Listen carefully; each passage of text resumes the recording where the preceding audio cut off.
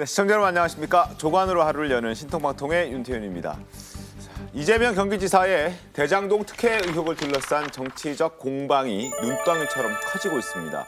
이낙연 전 대표와의 당내 갈등은 물론이고요. 야권에서는 특검과 또 국정조사를 실시하라고 압박 강도를 높이고 있습니다. 온라인상에서조차 이번 사건과 관련해서 화천대유하세요라는 제목의 패러디물들이 확산되고 있는 상황인데요. 먼저 영상 보고 이야기 나눠보겠습니다. 이번 추석 화천대유 하십시오. 화천대유 하면 대답은 천화동인 하세요.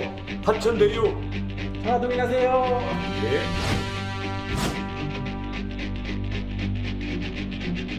부동산으로 인한 불로소득을 뿌리 뽑겠다 했는데 역대급 1억 천금 사건이다.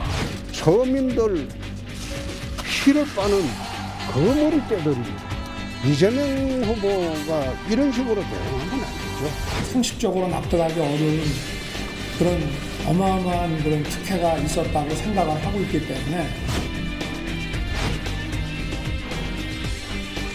이재명 후보도 수사에 100% 동의한다고 밝혔고 민주당이 특검과 국정조사에 동의하지 않을 이유가 전혀 없습니다. 검찰이 저를 가줄 것이다. 이런 상상하는 사람들 정말 이상한 사람들이에요. 이해가 안 됩니다. 아니, 알면서 일부러 그러는 거겠지요. 이런 걸 저질 정치라고 합니다.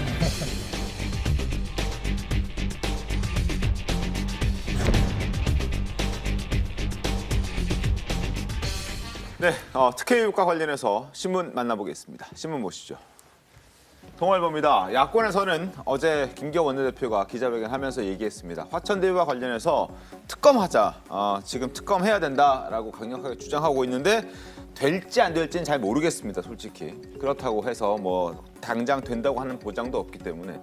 그리고 이재명 지사 같은 경우에는 부정이 있다면 사퇴하겠다라고 얘기를 하고 있는데 여기에 대해서 사퇴할 일 아니라고 말한 사람도 있지 않습니까? 예, 뭐 어쨌든 지금 야당에서는 특검을 주장하고 있는데 네. 뭐 국회 이 다수를 차지하고 있는 여당이 이걸 받아들일 가능성이 없기 그렇죠. 때문에 뭐 이 현재 여권의 1위 후보 관련된 이 의혹을 특검으로 특검을 하겠다는 여당은 상식적으로 좀 납득이 안 되는 상황이죠. 그렇기 네. 때문에 뭐 이 야당의 이 정치 공세라고 봐야 되는 측면이 있고. 그다음에 이재명 지사가 이제 부정이 있다면 사퇴하겠다라고 했는데 뭐 이재명 지사는 이제 본인하고 직접 연관되는 부분이 아직 안 나왔기 때문에 이런 부분이 있다면 사퇴하겠다. 뭐 자기는 단 1원도 받은 게 없다라고 지금 강력하게 반발을 하고 있는 상황입니다. 알겠습니다. 아래쪽에 중앙일보 보겠습니다. 자, 중앙일보 보시면 자산관리 회사인 화천대유라는 곳에서 5개 필지를 직접 시행했다. 굉장히 이례적이다라고 얘기를 하고 있는데 이 보도는 어떻게 된 겁니까? 예, 이 부분은 이제 이 의혹 초기부터 나왔던 사안인데 네. 이 화천대유라는 회사는 원래 시행을 하는 회사였죠. 그런데 네. 이제 그러니까 직접 시행을 하는 것이 아니라 이제 이 전체 이 대장동 지구에 대해서 이 전체 개발을 이제 하는 이제 그런 업체였는데 이 5개 필지에 있어서는 직접 시행을 하고 분양도 했다는 거예요. 그러니까 이 부분 관련해서는 이 분양가 상한제를 적용받지 않는 특혜를 받음으로 인해서 네. 이 업체가 또 다른 방식으로 이제 성남시로부터 이제 특혜를 받았다. 도움을 받았다. 뭐 이런 주장이 나오고 있는 상황입니다. 알겠습니다. 자, 특히 추석 연휴 중에는 화제를 모았던 패러디물이 있습니다. 네티즌들 사이에서도 반응이 뜨거웠는데 온라인상에서 좀 확산되고 있는 화천대유 하세요라는 그 제목의 패러디물인데요. 다시 한번 보겠습니다. 자, 바로 이것입니다. 올 한가위 덕담 제안합니다라고 얘기하면서 뭐 잘 보내십시오라든지 뭐 새해 같으면 뭐 새해 복 많이 받으세요라는 그런 아주 정형화된 그런 표현들이 화천대유 하세요라는 표현으로 지금 바뀌었습니다. 그래서 3억 5천만 원이 4천억 원이 되는 마법과 같은 그런 단어다, 그런 표현들이다라고 얘기하면서 투자금의 1000배 이상의 대박이 나고 1억 천금 하라는 그러한 덕담이다라고 얘기를 지금 하면서 저런 패러디물들을 누가 만든지는 아직 잘 모르겠습니다. 하지만 뭐 어느 진영에서 만들었든 간에 저런 것들이 지금 추석 동안에 조금 돌아다녔다라는 부분들을 좀 말씀드리고 또 재미가 있어서 한번 소개를 해드렸습니다. 특히 원희룡 전 제주지사 같은 경우에는 지금 저렇게 확산 중인 패러디물을 실제 추석 덕담으로 인용하기도 했습니다. 앞서 영상을 잠깐 보여드렸는데 다시 한번 보여드리겠습니다.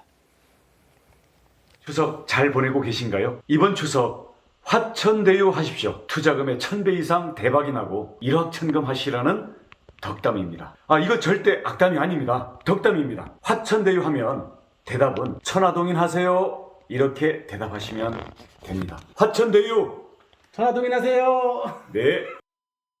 네, 뿐만 아니라 민주당의 대선 예비 후보죠. 이낙연 전 대표 측도 이 패러디물을 인용해서 오죽하면 이런 덕담이 오갈 정도겠냐라고 지적했습니다. 화면 보겠습니다. 자, 실제 지분이 7%에 불과한 화천대유와 6명의 개인 투자자들이 4,040억 원을 배당받았다.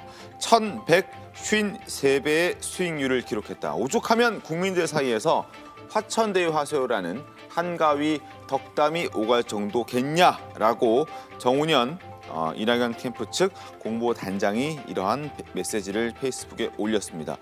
최수영 기자님, 이 상황 어떻게 좀 보십니까? 이제 추석 전에 여야 1위 후보가 각각 논란에 휩싸였었죠. 네. 윤석열 전 총장이 이제 고발 사주 의혹이 있고, 그다음에 이재명 지사 같은 경우에는 이 대장동 개발 관련된 의혹들인데, 네.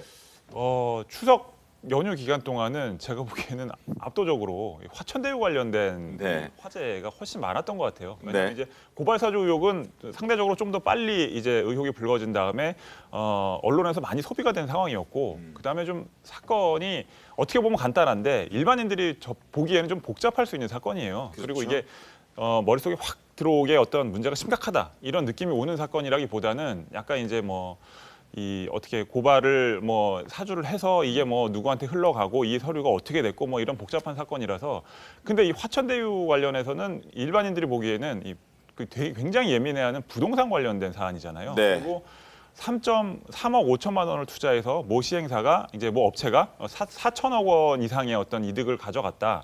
그리고 이재명 지사하고 연관성은 하나도 지금 현재 드러나는 게 없긴 하지만, 네. 권순일 전 대법관 같은 경우에는 이재명 지사의 그 대법원 판결, 선거법 위반 관련 대법원 판결에 결정적인 역할을 했는데, 이 업체에서 이제 고문으로 네. 매달 1,500만 원씩을 받아갔다. 이런 것들이 나오면서 추석 연휴 기간 동안에는 이와 관련된 이야기들이 그 사람들 사이에서 많이 오갔던 것 같고요. 그렇기 때문에 이재명 지사로서는 추석 연휴를 거치면서 어느 정도 좀 잠잠해질 수도 있을 거라고 좀 기대를 했을 텐데, 이 정반대의 상황이 벌어진 거라서 조금 이제 앞으로 어떻게 대응할 것인지, 그동안도 충분히 강력히 대응을 해왔지만 네. 좀 더 강력한 대응을 해야 할 것인지, 아니면 정반대 방식으로 이 부분을 좀 빨리 수사를 해서 결론을 내달라 이런 입장으로 더 선회를 할 것인지 고민이 커질 것 같은 상황입니다. 알겠습니다. 지금 대장지구 의혹은 삼면이 바다가 된 것 같아요. 고립됐다. 네, 많이 고립된 거죠. 섬까지는 아닌데 삼면이 바다다. 세 가지 면을 좀 들여다보면, 첫 번째는 지금 공세 고삐를 쥐고 있는 국민의힘 쪽입니다. 네. 대선 국면에서 호재를 만났다라고 볼 수가 있겠고, 두 번째는 당 내에서도 이낙연 그렇습니다. 후보라든지 이쪽에서도 맹공을 퍼붓고 있거든요. 이 사안이 좀 사업 내용은 복잡할 수 있는데 전체적인 줄거리는 간략한 면이 있어요. 네. 그러다 보니까 예를 들면 그 작은 지분을 갖고 작은 자본금을 내고 이제 1,000배의 그 이익금 가져왔다. 배당을 받은 네. 이것 자체로 이제 이미 화천대유 하세요라는 말에는 여러분 대박 나세요, 부자 되세요라는 말에 이제 패러디로 들어가 있는 것이죠. 그런 쉬운 직관적인 그런 구조가 있기 때문에 그것에 대해서 쉽게 공세 대상이 되는 것이고, 그러다 보니까 당 내에서도 비판 대상이 되는 거죠. 네. 근데 여기서 끝나는 게 아니라 국민의힘 지지자도 아니고 이낙연 후보 지지자도 아닌데 무당파라든지 혹은 좀 독자적인 진보 진영이라든지 이쪽에서도 이걸 공격을 하고 있거든요. 그리고 이쪽 공세가 굉장히 매섭게 느껴질 수 있습니다. 왜냐하면 이들은 대선 국면에서 특별한 이해관계가 없는 사람들이라고 여겨질 수 있고, 그러면 어느 진영에서 보더라도 저 문제 제기는 합리적이고 상식적인 거 아니냐, 이렇게까지 공세가 더해지면서 이제 삼면이 바다인 상황에 처해져 있다라고 이 지사의 처지를 해석을 할 수 있을 것 같습니다. 알겠습니다.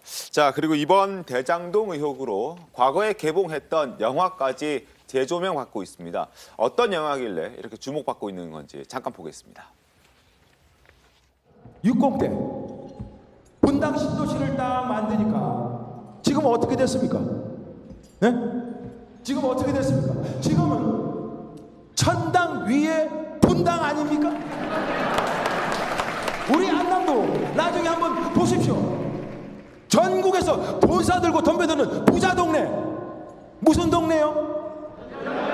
안 들립니다. 무슨 동네요? 저 박성배가 이 손으로 있습니다. 자, 지금 야권의 대선 주자들도 일제히 지금 이재명 지사를 향해서 지금 목소리를 높이고 있습니다. 영화 아수라를 보는 듯하다 이렇게 얘기를 하고 있는데 화면 좀 보면서 설명드리겠습니다. 자, 뻔뻔하다, 뻔뻔스럽다, 아수라 영화 보는 기분이다, 전대미문의 아수라 게이트, 뭐 이런 얘기들을 하고 있는 상황입니다. 김수민 평론가님, 아까 영화에 나온 바로 저 장면 때문에 이제 좀 비슷하게 조명받고 있는 거 아닌가 싶은데요. 어떻게 좀 보십니까? 저도 아수라 영화 몇 번 봤는데 네. 자세하게 거기서 어떻게 일들이 이루어졌는지는 기억이 좀 안 납니다. 근데 네. 큰 줄기에서 보면 이제 지자체 단체장이 개발 사업을 밀어붙이고 네. 그게 각종 이권의 어떤 네트워크를 동원하고 거기서 이권을 추구하고 그리고 이제 사건이 일어나는 뭐 이런 줄거리인데 네. 굉장히 이제 그 영화에서의 내용은 굉장히 막판에 여러 사람들이 죽는 그런 쪽으로 치닫기 때문에 현실하고 비교하기 좀 어렵겠죠. 네. 그렇지만 이런 커다란 줄기가 현재 제기되는 의혹의 최대치하고 비슷한 측면이 있고 근데 사실 아수라 얘기가 나오는 거는 이번 대장동 의혹 이전에 사실은 이 영화가 개봉할 당시 2016년부터 이미 나왔던 얘기가 영화에 나오는 안남시가 뭐겠느냐 안산 더하기 성남 아니냐 그 경기도에 있는 어떤 지역을 상정하고 한 그런 드라마 줄거리라고 볼 수가 있는 것이고 그리고 이제 영화에 좀 소소한 장치들이 있어요. 그 네. 장치들을 통해서 이 영화에 나오는 황정민 씨가 어떤 역할인지를 유추해 볼 수 있는데 예를 들면 민주화 운동 출신인 듯한 그런 장치들이 좀 있습니다. 그래서 그때 이미 이것은 이재명 당시 성남시장을 얘기한 것이다. 당시에도 그런 얘기가 네티즌들 사이에서 파다했었고 그리고 그것이 또 이번 민주당 경선에서도 드러나고 있지만 민주당 내부에서 네. 이재명 지사를 당시 시장이었죠. 비토하던 사람들이 주로 제기를 하던 문제였거든요. 그러다 보니까 이제 아수라 하면은 이재명 이런 식으로 좀 연결이 되는 그런 것이 이제 이미 5년 전부터 일이었고 그것이 다시 불거졌다라고 볼 수 있겠습니다. 알겠습니다. 자, 그리고 특히 최근 홍준표 의원 같은 경우에는 대장동을 직접 찾아갔습니다. 이재명 지사의 대장동 의혹에 대해서 거친 비판을 쏟아냈는데 그러자 또 이재명 지사 측에서도 홍준표 의원을 향해서 연산군에 빗대서 반박하기도 했습니다. 자, 홍 의원에 이어서 이재명 지사 목소리까지 이어서 듣겠습니다. 이게 뭔가 부패의 냄새가 풀풀 나는데 제가 대통령이 되면 나는 칼잡이 대통령 하려고는 전혀 생각하지 않았습니다. 근데 이 사건만큼은 제가 대통령이 되면 여야 가리지 않겠습니다. 이재명 후보가 관련된 거 있으면 사퇴하겠다고. 감옥 가야지 무슨 사퇴를 해. 그거는 감옥 가는 일이지. 그게 왜 사퇴로 끝납니까? 문정권 내에 있었던 모든 민생 관련 부정부패는 한 1년만 하면 될 겁니다. 한 1년만 깨끗이 청소를 좀 하고 그리고 새로운 세상을 만드는 게 옳지 않은가. 조선의 모든 역사를 통틀어서 가장 홍준표스러운 후보가 한 명 있었는데 아마 연산군이었던 것 같습니다. 무야홍이라고 했는데 아마 이번 주부터는 연산홍으로 불러주시는 게 아마 가장 적절하지 않을까 그런 생각이 듭니다. 연산홍 같은 분들이 더 이상 정치에서 거친 입으로 국민들을 혼란과 불안에 빠뜨리는 일이 없었으면 좋겠다. 자, 김경진 의원님, 두 사람 공방 어떻게 좀 보셨습니까? 일단 이재명 캠프에서는 입을 좀 닫아야 돼요. 누가 보더라도 국민들 보기에는 자 3억 5천을 투자해서 4천억 이상의 수익을 남겼다. 네. 성남시에서는 이재명 지사가 난 이렇게 잘해서 성남에 5천억 이상의 이익을 가져왔다고 하지만 사실은 이쪽에서 3억 5천 투자해서 4천억을 가져갔다면 이 4천억도 성남시로 들어올 수 있었던 거예요, 보면. 근데 그걸 못했잖아요. 그러면 저게 범죄거나 아니면 최소한 이재명 시장이 무능했거나 둘 중에 하나예요. 최소한 무능이나 아니면 범죄가 연루 가능성이 있어요. 그런 상황이라면 부끄러워하고 입을 닫아야 맞아요. 국민들께 죄송하다가 거기서부터 첫 번째 출발이 돼야 되는데 저런 식으로 얘기하면 안 돼요. 두 번째, 홍준표 후보님 이 사건은 결국 이제 수사가 제대로 돼야 돼요. 언젠간 수사가 돼야 되는데 저는 사실은 문재인 정부 들어와서 1년간 각 부처의 장관급 부처의 적폐청산위원회가 만들어지고 네. 그러면서 민주당 정당 인사들이 들어가서 그 부처를 딸딸 긁어가지고 자료를 찾아내서 검찰에 고발하는 프로세스를 거쳤잖아요. 네. 매번 새로운 정권이 들어오면 전 정권의 이 적폐청산이라는 이름으로 국가 운영의 대통령의 어떤 첫 임기 첫 해가 저런 식으로 흘러가는 게 과연 적절한가. 역사의 비극이에요. 그래서 제가 항상 말씀드렸던 건 뭐냐면 검찰, 경찰, 감사원, 지금 이제 공수처까지 생겼으니까 이 4개의 사정기관이 항상 객관적이고 중립적이고 공정하게 일을 할 수 있는 인사와 구조와 시스템을 만들어 놓고 그다음에 국민과 언론이 아니 당신네들 일 똑바로 하시오. 당신네들 일 중립적으로 잘 하시오. 정파에 관계없이 모든 범죄와 비리를 찾아내시오. 이렇게 해야 사실은 대통령으로서 적절한 어떻게 보면 국가 운영의 지도적 역할인 것 같아요. 근데 저 얘기는 사실은 뭐랄까 어떻게 보면 대한민국 사회의 비극과 아픔이 좀 더 섞여 있는 그대로 그리고 그 어떤 구조적 해결책이 제시되지 않는 부분이 좀 있는 것 같아요. 물론 대장동 부분 수사해야 되고 저 부분 엄정하게 밝혀져야 될 부분이긴 하지만 네. 저 얘기가 과연 국가의 대통령으로서 장기적으로 맞는지는 조금은 좀 아쉬운 대목이 있습니다. 알겠습니다. 1년만 깨끗이 청소 좀 하고 아마 이 표현에 대해서 지적을 해주신 것 같습니다. 그렇죠? 알겠습니다. 자, 그리고 대장동 특혜 의혹을 둘러싼 정치 공방이 눈덩이처럼 커지면서 검찰 수사도 초읽기에 들어갔습니다. 이재명 지사 측이 국민의힘 지도부를 고발하자 국민의힘도 맞고발을 예고했습니다. 국민의힘 여기서 더 나아가서 특검법을 발의하고 또 국정조사까지 추진하겠다 이렇게 밝혔는데 양측의 입장을 한번 들어보겠습니다. 화천대유의 실질을 파보니 이재명이 아닌 국힘이 나왔습니다. 수사기관에 요청합니다. 즉시 대장동을 둘러싼 국힘 게이트를 수사해 주십시오. 명명백백히 진실을 가려 국민들의 판단을 흐리는 가짜 뉴스에 철퇴를 가해 주십시오. 민주당이 특검과 국정조사에 조속히 동의하지 않을 이유가 전혀 없습니다. 이재명 지사는 국감적인 출석 여부에 대하여 묵묵부답하면서 비겁하게 숨고 있습니다. 결국 이 지사의 속내는 겉으로는 수사받겠다 운운하면서 이번 대선만 넘기고 보자는 얄팍한 계략을 쓰고 있다고 볼 수밖에 없습니다. 자, 일단 이 지사 측에서는 의혹을 제기한 국민의힘 지도부가 공직선거법 위반했다라고 이제 19일에 고발을 했고요. 국민의힘에서는 이재명 지사 등을 업무상 배임 혐의로 이제 맞고발하기로 했습니다. 어쨌든 뭐 고발 혐의가 다르긴 하지만 검찰에서도 좀 대선 국면도 있으니까요. 네. 수사에 좀 신중해야 할 수밖에 없는 상황이고 좀 부담스러울 수도 있을 것 같습니다. 예, 그럴 것 같습니다. 사실 뭐 이재명 지사 측에서 고발한 내용은 공직선거법 위반이죠. 그런데 허위 사실을 공표했다라는 겁니다. 낙선을 목적으로. 그렇다면 무엇이 허위 사실인지 이 대장동 의혹과 관련해서 성남시에 더 귀속할 수 있는 이익이 있었는데도 그렇게 하지 못하게 설계했다는 것이 뭐 과연 배임인지 아닌지 그 부분을 또 파헤쳐야 되고 또 역으로 국민의힘 측에서 문제 삼고 있는 배임에서도 똑같은 구조가 문제가 되는 겁니다. 네. 그렇기 때문에 사실상 적용되는 죄명은 달라도 이 수사 자체에서 컨틀에서는 그 전제 사실로서 이 의혹을 들여다보지 않을 수가 없는 것이고 그렇다면 수사로 진행될 부분이 분명히 있어 보이고요. 그렇다면 지금 정치권에서 이야기하는 무슨 국정조사니 특검까지 가는 것은 아직 좀 먼 얘기다. 지금은 뭐 이재명 지사 측에서도 넘겼기 때문에 수사기관으로 그 부분을 좀 더 지켜보고 다음 수순으로 가는 것이 어떤 순리가 아닐까 이런 생각이 듭니다. 알겠습니다. 그리고 이재명 지사는 이론도 받지 않았다는 점을 지금 강조하고 있는 상황입니다. 여기에 대해서 이제 이준석 국민의힘 대표는 이런 얘기를 했습니다. 이재명 지사의 그런 논리라면 이론도 받지 않았다는 논리라면 박근혜 전 대통령도 통장에 1원도 입금받은 일이 없다라고 주장을 했는데 자 여기에 대해서 좀 어떻게 보십니까? 아니 뭐 저건 이준석 다 맞는 얘기죠. 뭐 이준석 대표 얘기도 맞고 어차피 박근혜 대통령 기소가 됐던 게 네. 제3자 뇌물 아니겠습니까? 그렇죠. 자기하고 가까운 사람에게 이권을 챙겨줬다라는 부분으로 기소가 돼서 뭐 이것저것 다 합쳐서 징역 18년형을 받았으니까. 근데 지금 이 사건하고 관계없이 그러니까 이 대정동 사건하고 전혀 상관없이 사실은 기초 지방자치단체장들이 안정적으로 선거운동을 하는 고정적인 방식이 있습니다. 가령 요새 시골의 군 같은 경우도요. 예산이 적은 데는 한 6천억 정도, 많은 데는 한 8, 9천억 정도의 예산이 됩니다. 근데 그중에서 공사 사업과 관련된 예산이 한 반절됩니다.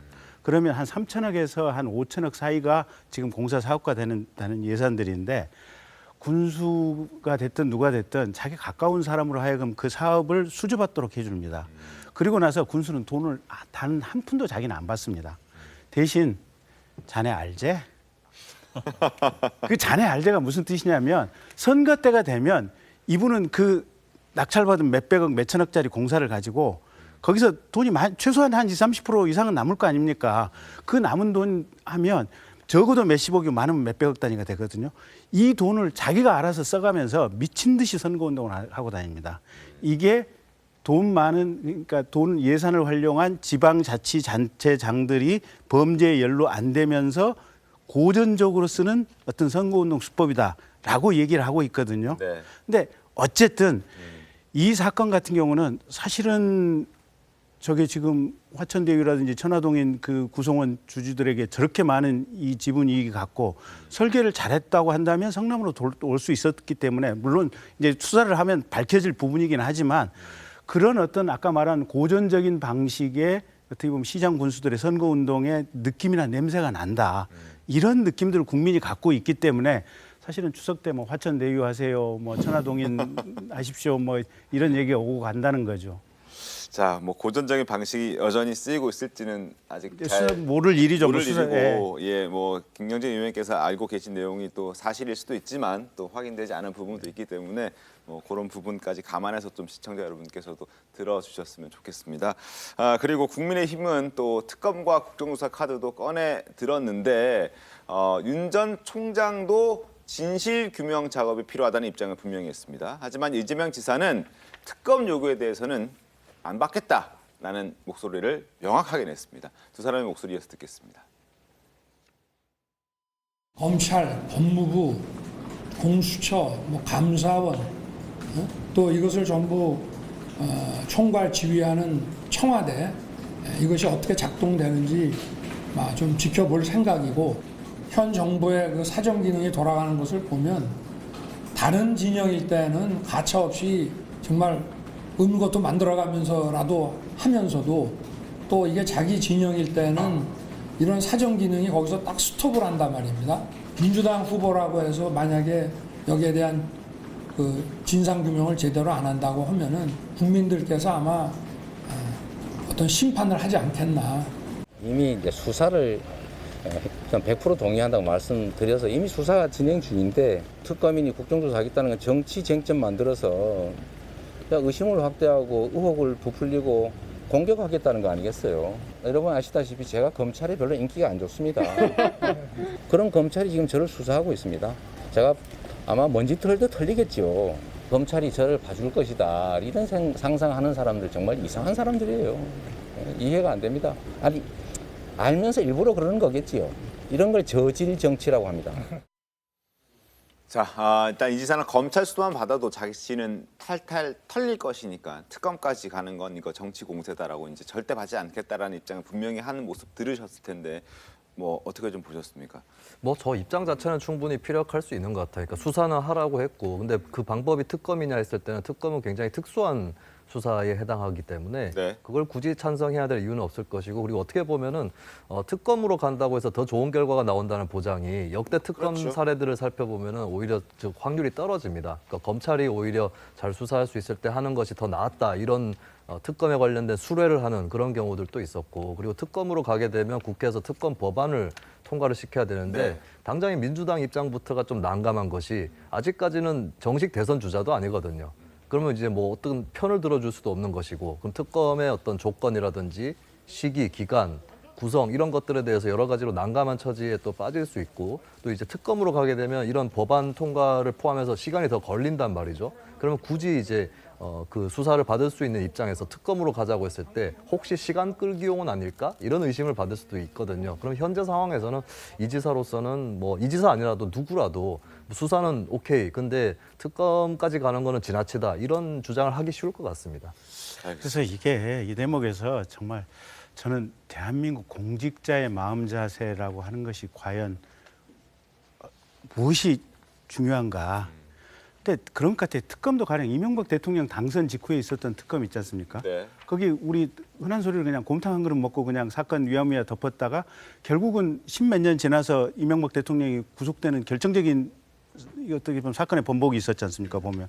근데 반면에 김경수 드루킹 사건 특검을 했던 특검 같은 경우는 또 밝은 마음으로 제대로 밝혀내가지고 결국 이 대통령의 가장 최고 측근까지도 이 대법원에서 실형 확정되게 했단 말이에요. 보면 네. 특검도 똑같은 특검이지만 어느 특검은 사건 뭉개는 특검이 있었고 어느 특검은 사건을 밝혀내는 특검도 있었고 네. 검사들도 어떤 검사들은 정말 어떤 경우의 수도 물리치고 끝까지 진실을 밝혀내고 기소하는 검사들도 있었고 어떤 검사들은 일 잘하는 검찰총장 감시하라고 옆에서 그냥 총장 이게 감시하는 역할을 하기 위해서 대검에 이렇게 보직 부여받고 왔었던 그런 검사들도 있었거든요, 보면. 그래서 항상 중요한 건 그런 것 같아요. 공직자의 자세는 무엇인가. 그리고 내가 정권은 유한하지만 공직자로서 대한민국 이 국가를 위해서 어떤 역할을 해야 될 것인가. 여기에 충실해야 될 필요성이 있지 않나 싶습니다. 알겠습니다. 자, 어쨌든 뭐 특검은 지금 뭐 쉽게 지금 시작될 것 같진 않습니다. 다만 한 가지 지금 이낙연 전 대표를 지지하고 또 옹호하는 그런 의원들이 국민의힘에 좀 힘을 실어준다면 그 가능성을 배제할 순 없을 테지만 또 높진 않지 않겠습니까? 저도 굉장히 조심스러운데 어떻게 보십니까? 사실 이 화천대유 논란을 이낙연이 쏘아올린 공이다 뭐 이렇게 평가하는 사람들도 있죠. 그러니까 의혹 제기를 굉장히 많이 하고 있기 때문에 그렇다고 해서 어떤 국민의힘의 특검과 국정조사 그런 그 과정에 힘을 합치기는 어려울 것 같습니다. 이게 과반 출석의 과반 찬성이 요건인데 이낙연 측에서 아마 공세를 높여가고 네거티브를 하면서 사실 지표로 보면은 비호감도가 상당히 높아지고 있는 부분이 분명히 있고요. 지금 특히 호남 경선 이런 부분을 앞두고 있는데 야권의 힘을 같이 실어준다라는 뉘앙스만 비춰도 굉장히 본인한테는 패착이 될 거라고 판단 내리고 있을 겁니다. 알겠습니다. 자, 일단 야권에서는 또 이낙연 전 대표 역시 이재명 지사를 향해서 굉장히 맹공을 퍼붓고 있지만 이렇게 궁지에 몰린 이 지사를 또 두둔하고 나선 사람들도 있습니다. 일단 추미애 전 장관이 두둔하고 있는데 옹호하고 있는데 자, 추 전 장관은 대장동 개발 특혜 의혹을 두고 공영 개발 방식으로 어느 정도 성과를 냈다 이렇게 이 지사를 옹호했습니다. 추 전 장관의 목소리 듣겠습니다. 뭐 여러 가지 의문을 제기하는 것 같지만 결국은 이 공영개발 방식을 가지고 와서 어느 정도 성과를 냈다라고 할 수 있는 것 같고요. 비위를 파면 팔수록 오히려 국민의힘 당 쪽의 그 비리가 쏙쏙 드러나지 않을까 싶습니다. 그런 권력을 이용하고 또 이 민간 자본 속에서 그들이 어떻게 또아리를 틀고 불로소득을 취했는지 그런 것이 하나씩 드러나겠죠. 자, 그리고 지난달 경기관광공사 사장으로 내정됐다가 이제 보훈 인사 논란 때문에 자진 사퇴를 했던 황교익 씨 음식 칼럼니스트도 이 지사를 옹호했습니다. 뭐라고 했는지 화면 보겠습니다. 자, 5,500억 원을 주민에게 돌려주었음에도 불구하고 성남시가 이제 받았다는 그 5,500억 원입니다. 그걸 돌려주었음에도 불구하고 괜한 일을 했다고 비난을 받고 있다. 비난받을 일을 하지 않았음에도 비난받고 있다. 잘했음에도 칭찬받지 못하고 비난받고 있다라고 이 지사를 옹호하고 나섰는데 김수민 평론가님, 두 사람의 목소리는 어떻게 보셨습니까? 일단 황교익 씨 같은 경우 5,500억 원을 돌려받았다라고 주장을 하는데 그게 금액으로는 커 보이겠죠. 근데 그 내용을 좀 살펴봐야 됩니다. 돌려받은 것 중에는 기부 체납, 터널이라든지 공원이 포함되어 있는데 이 경우는 민간 사업을 하더라도 민간 사업자가 본인이 개발하려고 하는 그 공간에 도움이 되기 때문에 기부 체납하는 경우 상당히 많이 있거든요. 이걸 받은 거를 특별하게 공영 개발의 성과다라고 볼 수는 없을 것 같고요. 그리고 현금 배당 받은 게 있는데 그걸 현금 배당 받지 않고 그냥 주택 공급 쪽으로 가닥을 잡아서 했다면 오히려 그 입주하시는 분들한테 좋은 조건으로 주택이 공급됐을 가능성이 높습니다. 그런 측면에서 현금 배당도 잘 됐다고 보기만은 어렵다. 오히려 현금 배당을 위해서 무리하게 이런 사업을 하고 현금 배당을 했다라고 하는 치적을 쌓으려는 그 줄거리에서 이런 일이 터진 게 아닌가라는 생각을 거꾸로 하게 되고요. 그리고 이제 막대한 수익을 결국에는 그 7%의 지분에 불과한 사업자들이 가져갔는데 이 수익이 뭐 부동산 폭등 때문에 예상치 못했던 굉장히 많은 수익이라고 하지만 그러면 그 수익을 왜 재배분하는 장치를 만들지 못했느냐. 이걸 봤을 땐 사실 공영 개발이라고는 했지만 공영 개발답지 못한 거였다라고 하는 그런 비난을 좀 명쾌 어려워 보입니다. 알겠습니다. 그러니까 사실 민영 개발을 한다고 하더라도 민영 개발의 경우에도 여러 가지 조건이나 부관을 걸 수가 있거든요. 그러니까 말 그대로 뭐 터널 만들어라, 공원 조성해라, 또 그다음에 뭐 택지해서 이거는 기부 체납해라, 뭐 이런 조건을 걸 수가 있는데 이 조건이 그러니까 민간 시행 개발사가 이익을 가장 최소한으로 얻을 수 있는, 하지만 그 회사 입장에서는 그걸 수용할 수 있는 이 정도로 조건을 박하게 한다면, 그렇다면 성남시 입장에서는 민간 개발의 방식으로 하면서도 사실은 이익 극대화를 할 수 있는 거예요, 보면. 그리고 저렇게 공영 개발을 하면서도 사실은 이익을 민간 업자에게 실질적으로 몽땅 주는 방식으로 공영 개발의 외피만 쓰고도 할 수 있는 것이어서 저게 지금 민간 개발이냐 공영 개발이냐 이거는 핵심은 아닌 것 같아요. 문제는 개별적이고 세부적인 조건이 얼마만큼 특정 집단에게 유리하게 설계가 됐느냐, 그리고 그 설계가 된 의도가 짜고 치는 고스톱, 그 범죄성에 가깝죠. 아니면 네글리전스, 실수냐, 이런 점에 관한 분석과 수사기관의 조사가 있어야겠죠. 알겠습니다. 그 부분들을 이제 잠시 뒤에 저희 좀 살펴보도록 하겠습니다. 자, 그 전에 정치권 외곽에서도 지금 벌어지고 있는 어떤 비판들, 시끌시끌한 목소리들을 한번 좀 보여드릴 텐데요. 김부선 씨와 진중권 전 교수도 한마디씩 거들었습니다. 뭐라고 했는지 화면 보겠습니다. 자, 일단 먼저 김부선 씨입니다. 재명 씨, 이건 정말 아니다. 예정을 생각해서 나에게도 살짝 대장동 정보 좀 줬어야 하는 거 아니냐. 서운하고 아쉽다라고 얘기를 합니다. 자, 그리고 진중권 전 교수 페북 보겠습니다. 당군 이래 최대의 공공 환수 사업으로 치장을 해서 온 그 탁월한 분장술에 놀랄 따름이다라고 얘기합니다. 일단 공공사업이라는 외피를 쓴 민간사업이다, 뭐 특정 혜택을 줬다, 뭐 이렇게 비판을 하고 있는 겁니다. 그렇게 잘난 사업이라면 왜 이제 와서 공영개발로 바꾸겠냐 하느냐 하면서 이제 내놓는 그런 해명들도 일관성이 하나도 없다라고 비판을 하고 있는 상황입니다. 어쨌든 뭐 시끌시끌한 분위기가 계속되고 있는 상황인데, 자, 지금부터는 논란이 뜨거운 여러 가지 부분들에 대해서 한번 짚어보도록 하겠습니다. 따져봐야 할 부분들이 적지 않습니다. 우선 권순일 전 대법관과 또 광찬우 전 검사장, 박영수 전 특검 등 유명한 법조인들이 왜 화천대유라는 정말 생소한 이런 신생 회사에서 고문 역할을 했는지부터 한번 살펴볼 텐데, 참여연대 출신인 김경률 회계사도 해당 부분에 대해서 의문을 제기하고 있습니다. 영상 보고 이야기 나누겠습니다.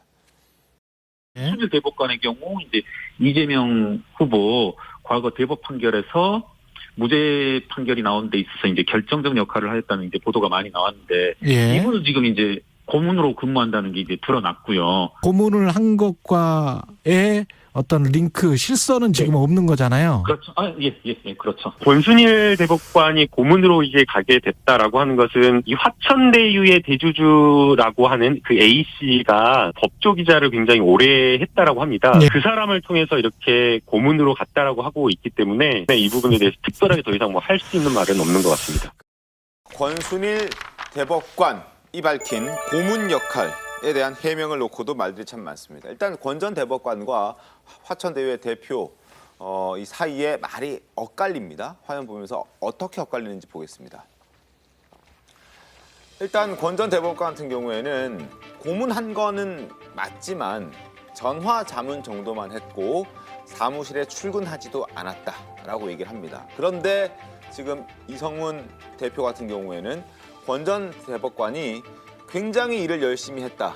우리 직원들도 잘 안다. 그리고 출근도 한 4차례 했다라고 얘기를 했습니다. 그리고 자문료 월 1,500만 원, 연 2억 원에 상응하는 그런 일을 했다라고 얘기를 합니다.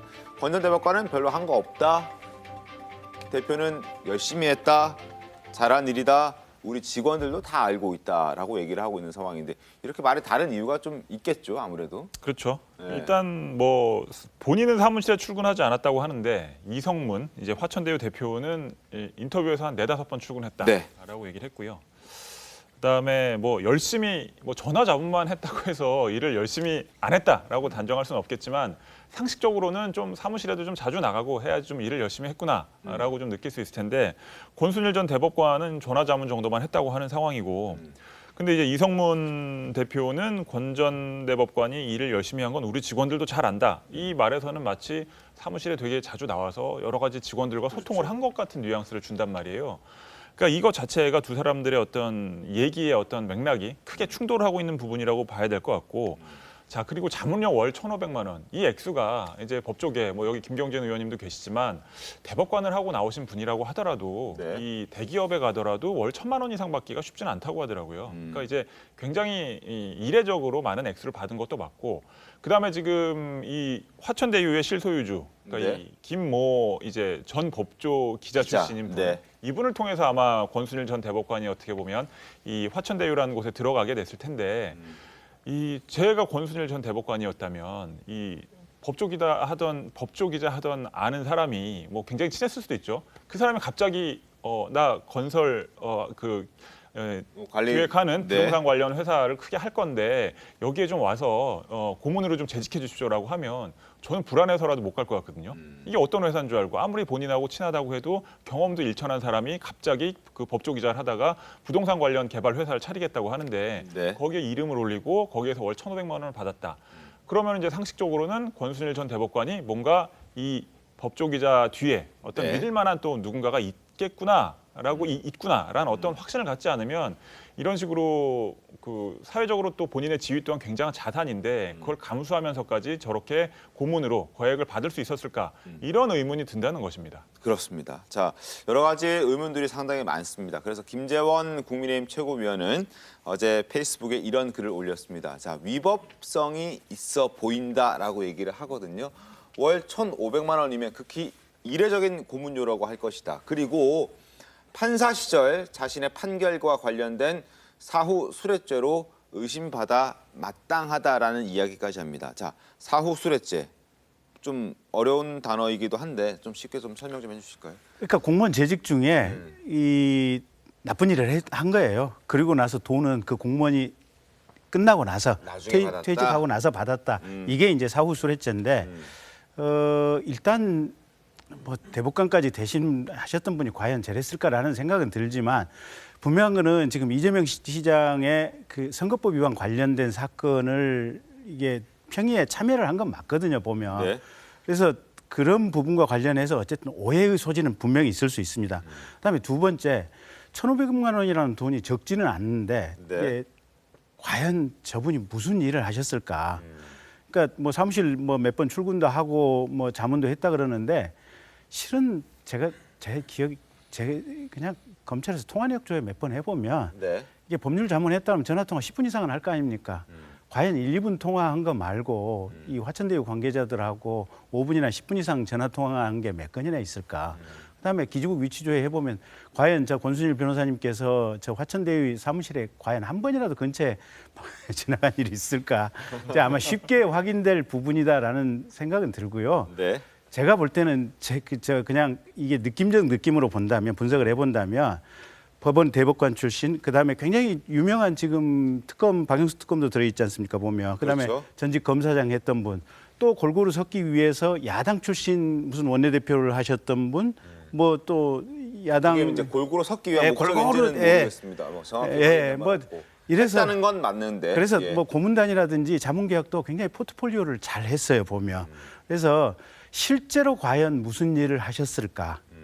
저는 일을 했다고 사장 저기 대표도 주장하고 저기 변호사님도 대법관께서도 주장을 하시는데 별로 그렇게 믿기 어렵지 않을까? 저건 엄정한 검증이 필요하다, 이런 생각이 좀 듭니다. 변호사님, 근데 이 대법관 출신들은 뭐 법적으로 그런 것도 있다면서요? 3년, 그러니까 임기가 마치고 난 다음에 3년까지는 영리 목적의 어떤 그 활동을 해서는 안 된다라는 그런 내용도 있다고 하던데 그렇게 되면 이거 또 위반되는 거예요? 그래서 또 변호사법 위반 문제가 불거지는 부분이 있는 것 같습니다. 이제 대법관으로 퇴임을 하고 나서 뭔가 자문료를 받으면서 자문을 했다라는 것이 언론에 공개가 되면서 이건 그렇다면 변호사법 위반 아닌가라고 해서 이 부분도 들여다봐야 되는데, 저는 권순일 전 대법관과 이번 의혹의 연결고리는 사실 전관예우의 민낯이 드러난 것 그 이상은 아직까지는 아닌 것 같습니다. 그러니까 뭐 이를테면 뭐 소장의 대법관, 전직 대법관의 도장 한 번 찍는데 뭐 몇 천만 원이다, 이런 이야기들이 그냥 법조계에서는 아무렇지 않게 통용이 되고 있죠.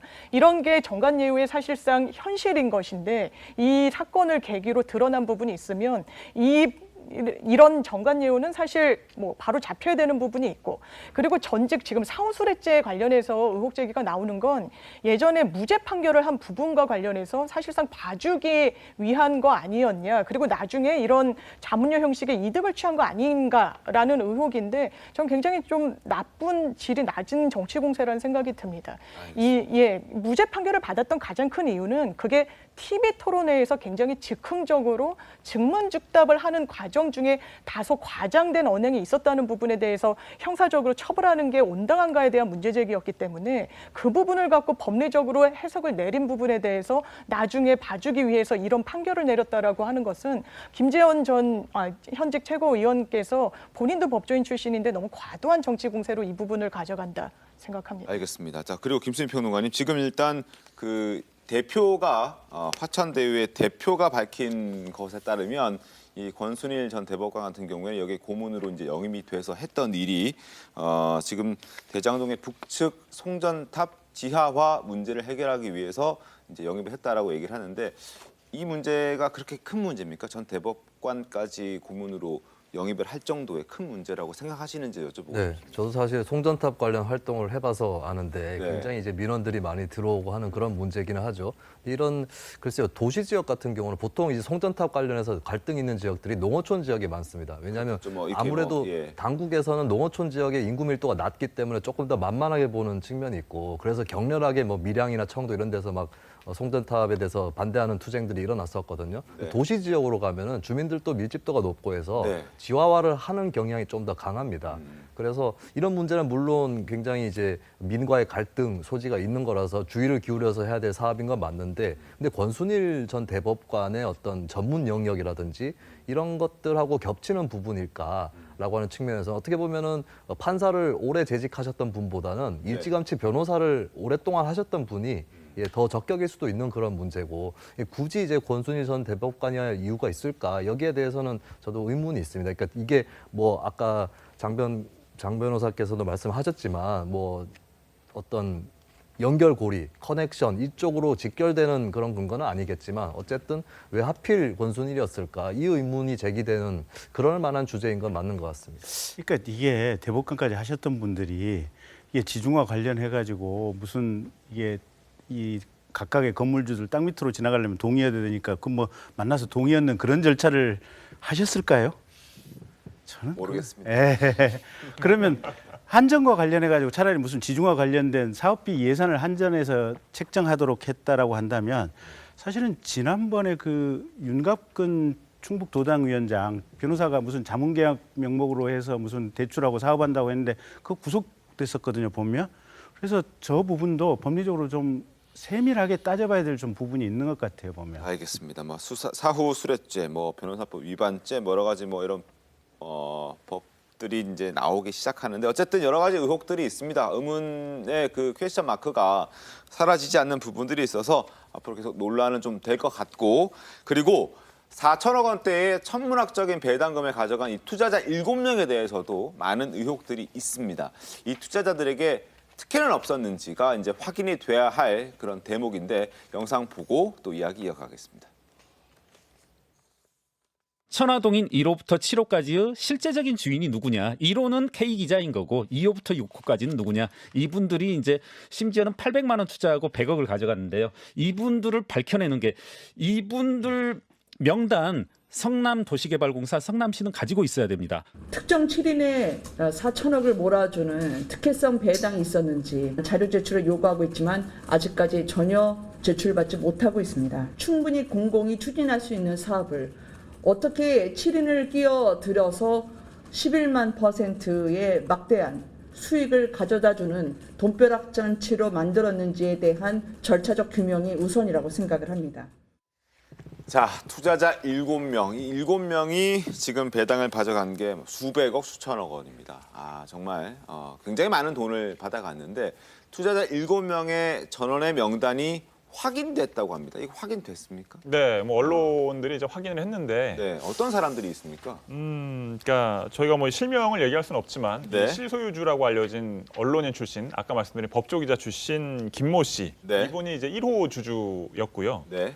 2호, 3호는 이 김모 씨의 부인과 누나, 였습니다. 그리고 이제 이 4호, 5호, 6호가 있는데 이 부분은 대장지구를 공영 개발을 시작하기 전에 이 개발을 맡았던, 그래서 뭐 이후에 개발에도 이제 큰 역할을 했던 판교 프로젝트 금융투자 이런 회사가 있는데, 여기 대표 변호사 남모 씨, 그다음에 같은 업체의 회계사 A 씨, 그다음에 같은 업체 변호사 또 조모 씨, 뭐 이런 분들이었던 걸로 확인이 됐고, 그다음에 7호가 이제 조금 특이한데 이 법조기자 출신 김모 씨, 실소유주 김모 씨와 같은 언론사에 근무했던 전직 언론인 배모 씨라고 합니다. 그래서 이 7명의 주주들은 뭐 다 이 대장동 개발을 실제로 개발하거나 그 과정에서 실무적인 역할을 하거나 이러면서 땅을 보유하기도 하고 뭐 이러면서 이 다 하나로 엮여 있는 사람들이었던 거죠. 친인척들 아니면 가족, 뭐 진 이런 그렇죠. 상황이군요. 네, 맞습니다. 요 사람들이 지금 4천억 원대의 배당을 받았다. 김수민 평론가. 이러니까 이게 사람들이 궁금해하는 거지 않습니까? 문제 제기를 하는 거. 네.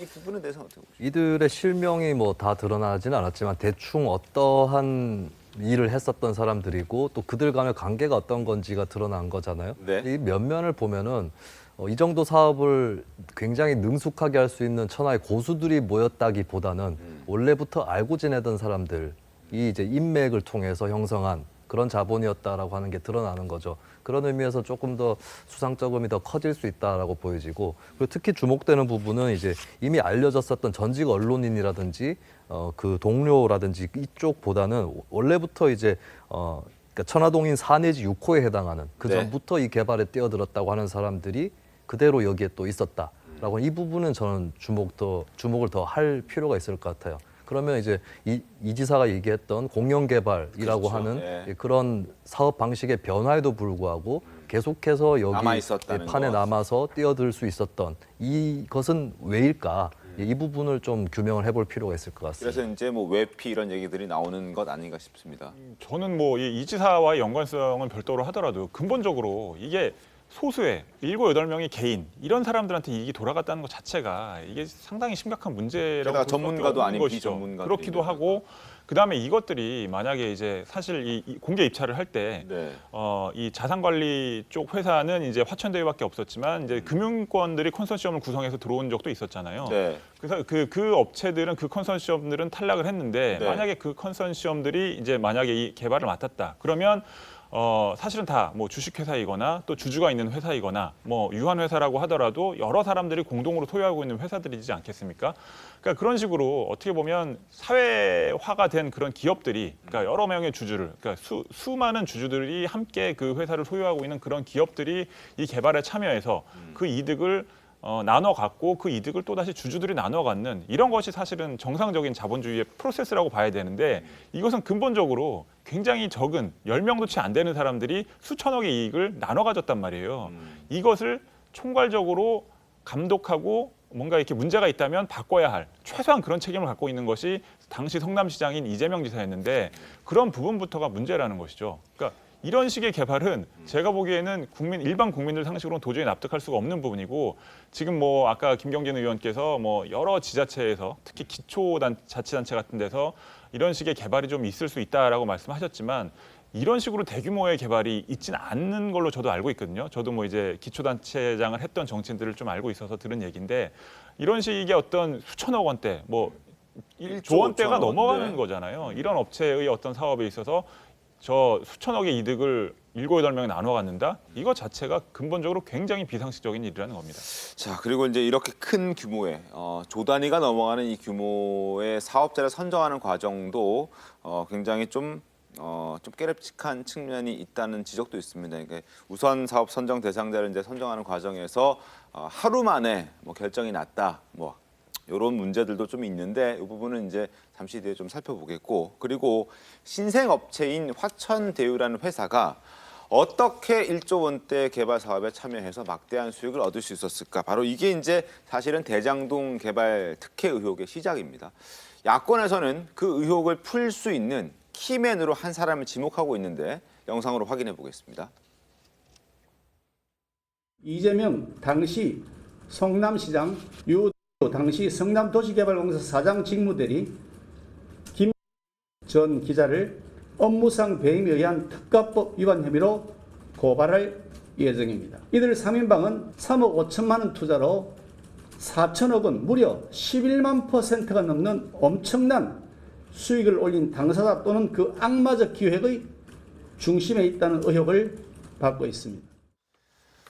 자, 지금 국민의힘에서 주장하고 있는 그 중심, 의혹의 중심에 선 인물은 당시 성남도시개발공사 기획본부장을 했던 유모 씨입니다. 자, 유모 씨. 어떤 인물인지 지금부터 한번 살펴보겠습니다. 김명재 의원님, 지금 알고 있는 유모 씨 어떤 인물입니까? 이 사건의 모든 키를 쥐고 있는 핵심 인물이 유모 씨다. 지금 이렇게 분석이 되고 있고요.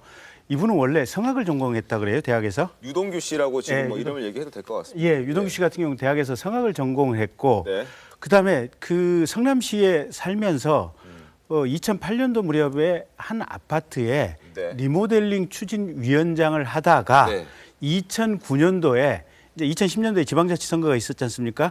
그때 성남시장 선거에서 이재명 성남시장 후보를 지지한다라고 공개 지지선을 하면서 그 이후부터 이재명 시장의 핵심 측근으로 외부에서는 이렇게 판단을 했었던 것 같아요.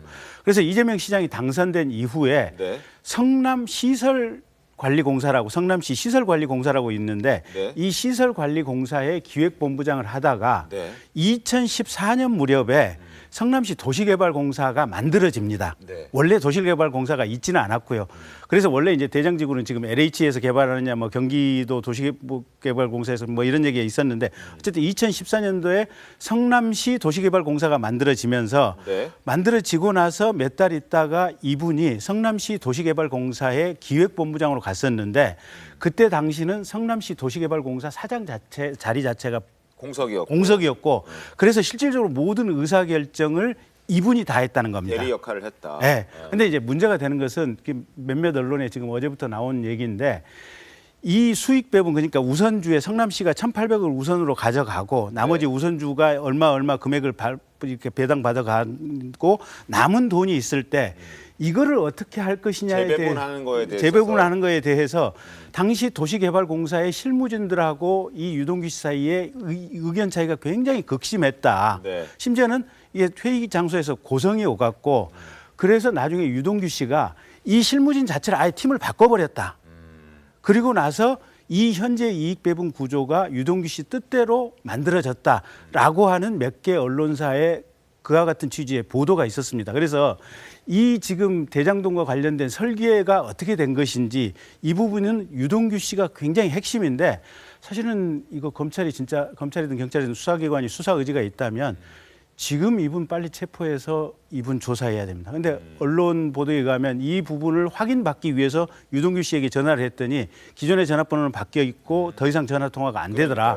그런 내용의 지금 보도가 있었습니다. 물론 전화번호가 바뀌었다고 해서 뭐 이 사람이 뭐 잘못했다라는 게 뭐 드러나는 거는 뭐 그런 건 아닙니다만 어쨌든 간에 잠적을 해 있는 상태이기 때문에 확인을 할 수가 없어서 더 궁금해지고 있는 상황이고 더 의심이 가는 그런 상황이긴 합니다. 어떻게 좀 보셨습니까? 유동규 씨에 대해서는. 네, 일단은 이 사업의 구조에서 좀 글쎄요, 일반인의 상식에 비춰서 맞지 않다 싶은 것이 대표적인 게 보통주하고 우선주의 배분이거든요. 보통 보통주는 제가 알기로는 한 7, 80% 차지를 하고 우선주가 20, 30% 차지를 합니다. 우선주는 이제 투자를 받기 위해서 좀 특별하게 하는 건데 대신에 의결권이라든지 이런 것들은 제한이 돼 있고 배당할 때는 좀 더 우선으로 해줄게 뭐 이런 조건인데 근데 이 경우는 보면 성남의 뜰 같은 경우는 뭐 화천대유라든지 천화동인 이쪽이 보통주인데 7%예요. 그리고 보통주의 전부입니다. 그게 나머지 93%가 우선주인데 그러면 이제 일정 부분 배당 이익이 채워지면 그러니까 1순위로 성남도시개발공사, 2순위로 뭐 금융기관 이렇게 채워지고 나면 나머지는 다 보통주 몫이 돼버리거든요. 이런 설계가 과연 온당한 것인가 상식적인 의문을 제기할 수 있을 텐데 여기에 대해서 2015년 사업 시행 그때 추진 당시에도 여기에 대해서 이의를 제기한 일선 부처의 직원들이 있었습니다. 근데 그때 당시에 유동규 씨가 여기서 이제 기획본부장 겸 사장 직무대리를 맡으면서 이거를 이제 묵살했다라고 하는 얘기가 있거든요. 그러면 이 좀 잘못된 그림의 설계자가 아닌가라고 지목받을 수 없는 그런 상황이 되겠죠. 받을 수밖에 없는 그런 상황이다. 알겠습니다. 일단 유동규 씨에 대해서 일단 저희가 좀 얘기를 해봤고 그리고 또 한 사람 더 살펴보겠습니다. 화천대유 대표인 이성문 씨. 이성문 씨도 직접 언론과 인터뷰를 했습니다. 이재명 지사와의 관련된 모든 의혹에 대해서 부인을 했습니다. 대략 뭐 여러 가지 내용들이 있지만 이재명 지사는 전혀 모르고 뭐 법정에서 한 번 받고 뭐 여러 가지 연관성에 대해서 전면 부인했는데 네. 이 부인한 내용 좀 보셨죠? 예, 어떻게 봤습니다. 보셨습니까? 사실 이 의혹의 핵심, 국민의힘에서 딱 한 줄로 요약을 했었습니다. 화천대유 누구 것입니까? 화천대유라는 회사가 이 대장동 이 개발에 들어오게 된 건 하나은행과 컨소시엄을 통해서 들어온 겁니다. 성남시가 이 컨소시엄을 구성하는 과정 중에 관여하거나 할 수 있는 구조 자체가 아니었고 네. 이 대표의 어떤 해명도 그 맥락 속에 같이 있습니다. 그리고 지금 와서 땅값이 너무나 뛴 이 상황에서 조망할 것이 아니라 그렇다면 2014년도, 15년도 사업이 본격화됐을 때 그 당시 어떤 컨디션이었는지 사실 경기도 성남 이쪽에 미분양이 속출하고 있었고 사실상 이 부분과 관련해서 모든 이런 PF 사업이 사실 리스크를 안고 본인들이 또 그 부분에 대한 부담을 지는 구조로 진행이 되는 그런 사업입니다. 그리고 왜 이게 공영이냐 민영이냐 이 부분이 중요하냐면 처음부터는 이게 워낙에 대단히이고 또 많은 자금이 들어가니까 LH에서 키를 잡고 하려고 했었는데 국민의힘의 전신인 의원들이 그 국토위 소속에서 안 된다. 이거 민영으로 가져가자. 민간으로 가져가자라고 했고 이명박 전 대통령이 LH공사가 왜 민간과 경쟁을 하려고 하냐라고 했습니다. 그래서 민영 개발 방식을 채택했다면 모든 이익이 다 민간의 영역으로 귀속했을 것입니다. 그래서 성남시 그 당시에 사실상 모라토리엄 상태였고 이재명 당시 성남시장이 공영 개발을 추진하려고 했지만 성남시가 그럴 수 있는 여력이 안 됐었습니다. 재정적이나 또 이런 개발공사 자체를 갖추고 있지도 못한 상황이었기 때문에 그래서 이런 민관 합동 영역을 같이 가져가게 됐고 이런 PF 사업에서 캡을 씌워서 상한을 정해놓는 것이 굉장히 상식적이기도 합니다. 어떤 이득을 가져가는 데 있어서 그 한도를 정해놓는 것은 저희가 이 계약서에서 통상적으로 채택하는 방식이기도 해서 지금 그렇다면 국민의힘 쪽인가 이나 야권에서 던지고 있는 이 질문 특혜적으로 설계가 되었는가? 이 화천대유는 누구의 것인가? 이익을 이재명 전 시장이 귀속했는가? 이 부분에 대해서는 사실상 실체가 전혀 드러나지 않았다고 해도 무방한 상황인 것 같습니다. 제가 한마디만 보태면 이 성남의 뜰이라고 하는 SPC 회사를 설립을 하면서 일단 화천대유라든지 그다음에 이 천화동인 지금 1호부터 7호까지 이분들이 이제 주주로 참여를 한 거 아니겠습니까? 그러면서 화천대유가 또 이 성남의 뜰의 자산 관리, 그러니까 사업을 실질적으로 주도하는 실질 집행 역할을 동시에 하게 됩니다. 그리고 아까 말씀드렸던 이 이익이 남았을 때 그러면 우선주가 조금 가져가고 남은 이익은 사실은 그냥 보통주가 다 가져가는 이 구조 설계. 그다음에 가장 결정적인 게요. 지금 필지 최소한 5개 구역에 대해서는 수의 계약을 했거든요. 그리고 어제 모 언론사 나온 걸 봤더니 일반 경쟁 입찰에 비해서 이 화천대유가 수의 계약으로 낙찰받은 이 5개 지구 땅값은 이게 경쟁 입찰 대비 한 60% 정도의 가격으로 지금 낙찰을 받았다고 해요. 그러면 수의 계약을 한 것 자체, 그다음에 가격도 60% 정도로 싸게 한 것 자체, 이 두 가지만 가지고 보더라도 저는 이게 업무상 배임죄가 딱 떨어진다고 보거든요.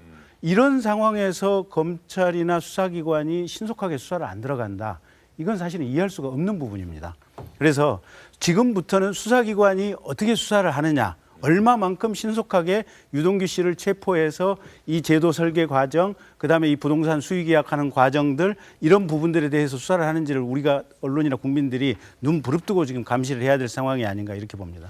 알겠습니다. 자, 이재명 경기지사가 이러한 대장동 사업 특혜 의혹을 좀 반박하면서 또 사용한 표현이 있는데 바로 수박이라는 표현입니다. 이것 때문에 또 논란이 되고 있습니다. 이것을 또 호남을 모독하는 일베 용어다라고 해서 또 이낙연 후보 측에서 또 주장을 하고 있는 건데 화면 보겠습니다. 자, 이재명 경기도지사의 페이스북입니다. 저에게 공영개발 포기하라고 넌지시 압력을 가하던 우리 안의 수박 기득권자들, 여기서 말하는 이 수박 이 표현이 논란인데요. 자, 이젠 보수 언론과 국민의힘 그리고 민주당 내 인사들까지 수익 환수 덜 했다고 비난하니 기가 찰 뿐입니다라고 얘기를 합니다. 여기에 대해서 이제 이낙연 캠프 측 사람의 목소리 한번 듣겠습니다. 5.18 희생자를 상징하는 표현을 멸칭으로 쓰는 것이 수박 표현입니다. 금도가 있는 것입니다. 해서는 안 될 말이 있고 지금 대장동 건 때문에 이 프레임을 전환시키기 위해서 그쪽으로 전환해서 맞불을 놨다. 우리 캠프에서 서로 싸움을 해주기를 바라는 듯 국면을 전환하기 위한 발언이라는 그런 얘기를 하는 사람들도 있습니다. 자, 이재명 지사는 수박이라는 표현은 겉과 속이 다르고 그런 뜻으로 뭐 일상적으로 쓰이는 언어 용어라고 얘기를 하고 있는데 이낙연 캠프 측에서는 일베 용어다라고 얘기를 하고 있습니다.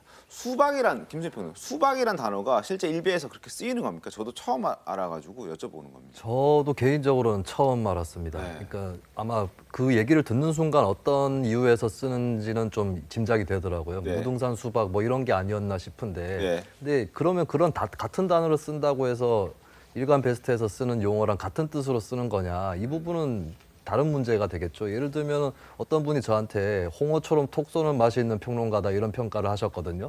근데 일간 베스트에서는 그 홍어에 대해서 굉장히 멸칭으로 쓰고 있는 거 아니겠습니까? 네. 같은 뜻으로 그분이 저한테 한 얘기냐? 아니잖아요. 그렇다면 저는 이낙연 캠프에서 묘하게 이걸 섞어가지고 이재명 지사가 일베다. 일베에서 쓰는 용어나 쓰는 사람이다. 이런 식으로 좀 무리하게 공격하고 있는 게 아닌가 그렇게 보여집니다. 들어보셨어요? 저도 못 들어봤고 김수현 평론가 못 들어봤고. 저도 못 들어봤고요. 그다음에 일간 베스트 게시판에서 수박을 놓고 검색을 해봤는데 네. 실제로 뭐 그것이 그렇게 호남이나 뭐 이런 어떤 지역을 비하하는 멸칭으로 쓰이는 경우가 저는 못 찾았습니다. 그래요? 네. 그럼 이낙연 캠프에서는 왜 그랬을까요? 저도 사실은 처음 알았는데 굳이 이제 추정하면서 이낙연 캠프의 생각을 좀 이렇게 선회를 풀어보려고 했더니 그러니까 5.18 광주 민주화 운동 당시에 이제 보수 진영에서는 이게 여기 북한 공산 집단이 이게 같이 끼어든 것이 아니냐. 그래서 빨간색이 들어가 있는 공산 뭐 북한군이 들어간 거 아니냐. 그래서 아마 수박 표현이 일시 사용됐던 것이 아닌가라는 그런 생각은 드는데 사실은 저도 일베를 찾아보지는 않았어요. 중요한 문제는 아니지만 네. 이 표현을 이재명 지사나 그쪽이 사용한 것은 아마도 짐작컨대 요즘은 또 국민의힘이 빨간색을 많이 상징색으로 사용을 과거에 했었죠. 지금은 네. 여러 가지 색을 사용한다고 하지만 여전히 국민의힘이 붉은색을 사람들이 많이 떠올리니까 그런 차원에서 겉으로는 이제 민주당 민주당은 아무래도 녹색, 파란색 계열이니까 근데 안을 들여다보면은 뭐 마치 이제 야당, 국민의힘, 보수 뭐 이런 쪽이다 뭐 그런 어떤 사고 방식이 작동을 해서 수박이란 비유가 사용된 게 아닌가라고 미뤄 짐작할 수 있을 것 같습니다. 알겠습니다. 이재명 지사 역시 지금 일반적으로 사용되는 용어를 과도하게 해석했다라고 반박을 하고 있습니다. 또 그 김종민 의원 같은 경우에는 어쨌든 뭐 강공을 택한 여러 가지 상황 속에서 또 사과를 요구하고 있기도 한데요. 두 사람의 목소리를 이어서 듣겠습니다. 겉과 속이 다르다고 우리가 일상적으로 쓰는 용어인데 그렇게까지 해석해가면서 공격하실 필요가 있겠나 그런 생각합니다. 아니 그 겉과 속이 다른 예로 말씀드린 거를 문맥으로 다 알 수 있는데 그것만 또 똑 떼어가지고 이렇게 다른 의미인 것처럼 이렇게 하는 거는 뭐 별로 그리 바람직하지 않다 이런 생각이 듭니다. 몰랐다면 그런 일이 있었구나. 이제 안 쓰겠어. 이렇게 해야 마땅한 거 아닙니까? 이라고 지칭하는 색깔론 용어를 써야 되겠습니까? 자, 그리고 이재명 지사 같은 경우에는 일베 논란이 이번이 처음은 아닙니다. 과거에도 있었습니다. 스스로도 언급한 적이 있는데 한번 들어보겠습니다. 옛날에 일베였어, 일베. 북한군하고 이렇게 연계해가지고 대한민국 체제를 전복하려고 막 군인들한테 총 쏘던 나쁜 XX다. 이렇게 알고 제가 그 말을 막 열심히 하고 다녔던 사람이에요. 자, 어쨌든 뭐 저런 얘기는 지금 이제 전라남북도의 어떤 그 경선 진행 중이지 않습니까? 이런 게 이제 25, 26일에 이제 결과가 나올 텐데 요걸 겨냥하고 아마 양측에서 지금 공격을 서로 주고받고 있는 것 같습니다.